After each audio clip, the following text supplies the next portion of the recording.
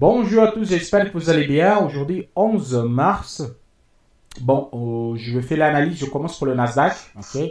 Je vous ai envoyé hier. Bon, les canaux d'ouverture zone neutre, on a rentré. Premier take de la semaine, elle est faite. Après, c'est comme j'ai expliqué sur le vidéo antérieur. Deuxième niveau, troisième niveau, 50% de troisième. Le quatrième ici vers le bas. Ok, on peut par là. Euh, Sous l'analyse que je vais vous envoyer, elle est là. Ok. Canal de référence zone neutre, casse vers le bas, elle a dépassé ses 5%, ça sortit un BE pour vous. Casse vers là haut, on rentre encore en position. Ok, on rentre encore en position pour un take des deux niveaux qui sont un petit peu par là. Donc là, on a dépassé 5%. Boum, pour vous, break even, do break even, on stop la journée. On n'a pas besoin de continuer. Ok, donc voilà. Donc pour moi, cette partie-là, comme vous voyez, c'est la vôtre que je vais envoyer tous les jours. De ma part, c'est hyper simple. J'ai fait mon analyse dans la semaine, ok, c'est toute la semaine complète. Donc pour moi, je suis encore dedans. Pourquoi? J'attendais tranquillement. Elle est venue pas 100% sur les 50%. Mais comme on a eu le gap ici, moi je vous avais dit que s'il vient travailler la zone et ressort vers là haut sur les 50% de troisième niveau, j'allais rentrer en position. Donc là, il y a eu cette casse. Je rentre en position, ok, avec mon stop loss plus bas. Il est déjà fait en take de 1 et on part direction take de 2.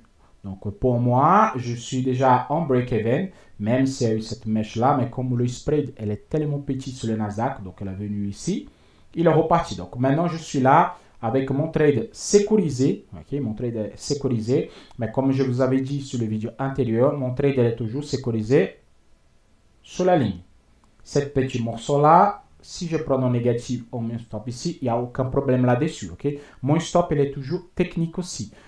Toutes les stops comme break-even, il est technique, il est toujours sur la ligne, comme ça, il n'y a aucun problème de retournement de marché et je sors de forme bête. Parce que là, si vous avez un mesh comme ça, ce n'est pas le cas, il n'y a pas touché.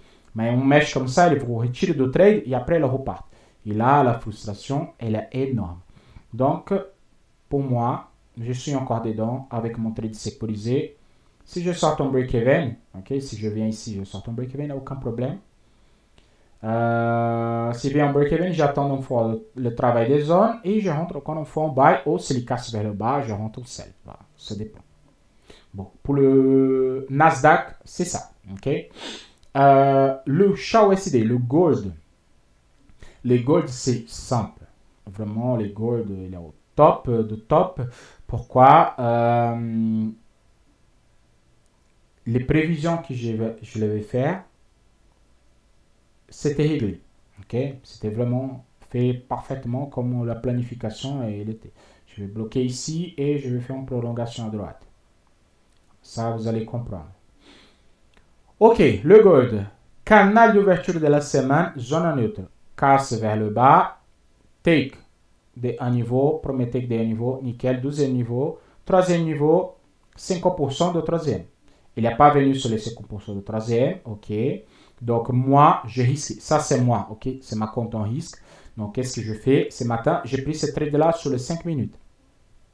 Que je vais vous envoyer sur les 5 minutes. Ok. Donc là, c'était un casse ici. Pour un take de deux niveaux. Ce n'est pas la casse idéale. Nous sommes sur la base de troisième niveau. En plus, il y a un casse ici avec une intégration. Mais ce n'est pas un casse avec une intégration. Pourquoi? Il y a trois chandeliers. En fait, ici. Un. Celui-là, il est vers le bas. Et celui-là. Ça, c'est un trade hyper risqué. Je rentrais sur les 5 minutes et je l'ai laissé tourner. C'est tout. Ne faites pas ça. Vous attendez les 50% du troisième niveau. Peut-être que vous voyez, il y a une alerte ici. Vous faites canal de référence, zone neutre, casse vers là haut et vous rentrez en position. J'ai fait ça à cause de pendant 13 ou 5 minutes que je vais vous montrer après. Ok? Donc là, je laissé tourner. J'ai pris, comme je laissé tourner, j'avais sécurisé déjà. Donc j'ai pris un take de 1 et un take de 2. Maintenant, il a donné un point d'entrée. Regardez, ça c'est un point d'entrée ici. Ça, c'est un point d'entrée pour la semaine que je vous avais dit. Si il repasse jusqu'à mercredi, casse vers là haut, vous rentrez en position pour un take des deux niveaux. Pourquoi? Justement pour le motif suivant. Nous pouvons avoir un doji ou un toupie dans la semaine. Donc, je viens là. Je vais placer ici.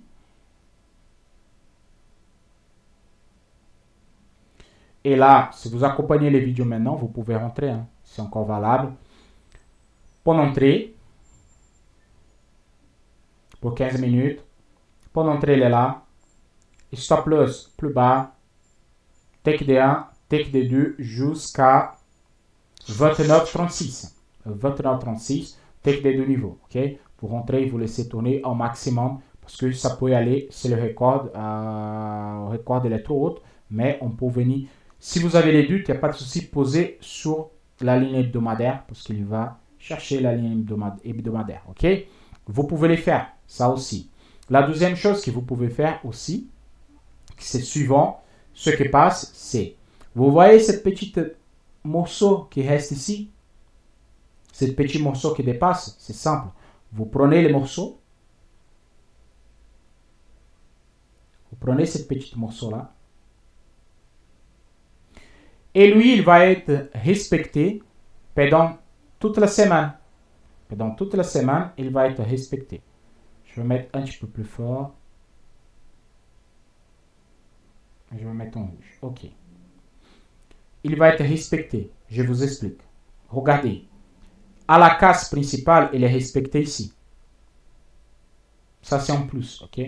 Regardez. Il y a eu la casse et il dépasse cette partie-là. Il respecte parfaitement ça. Il y a eu la casse. Il respecte parfaitement ça. Donc, qu'est-ce que vous pouvez faire?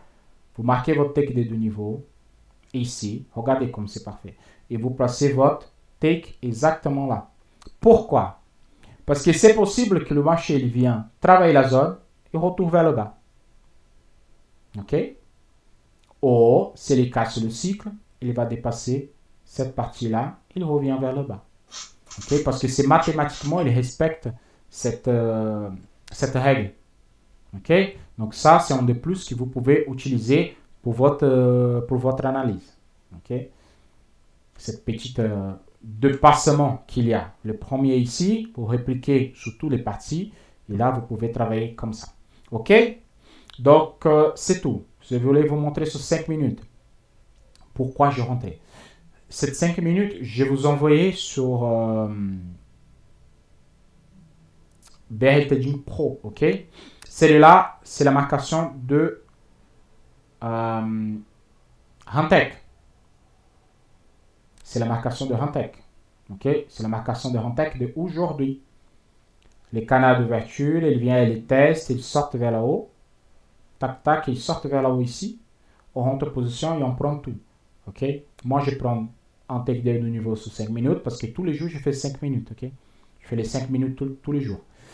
Sur le gold maintenant pour tester. OK? C'est une nouvelle façon que j'ai mis à test. Et à partir de là, c'est bon. Par contre, je suis toujours, regardons-le sur 15 minutes parce que c'est important. Donc, même sur 15 minutes, il est déjà cassé et j'ai mis un take des deux niveaux sur 15 minutes. Elle est là. OK? Take des deux niveaux. OK? Donc, c'est tout que je voulais vous montrer. Je souhaite à tous une excellente journée de trading. Donc, vous avez vu. Pour ceux, attends, je vais voir si le Nasdaq vous pouvez rentrer encore. Le Nasdaq, non. Il est trop haute. Trop haute. Non. Rentrez pas sur le Nasdaq, sinon le stop, ça devient trop grand. OK. Vous attendez la nouvelle opportunité, que c'est quoi? Ou il casse ici vers là-haut. Ou il comble le gap et recasse vers le bas. OK. Par contre, s'il vient travailler la zone ici, vous pouvez rentrer en buy encore une fois. Ça, c'est à vous de gérer votre trade. OK? Je souhaite à tous une excellente journée de trading. On se voit à la prochaine pour de nouvelles aventures. À la prochaine. Ciao, ciao.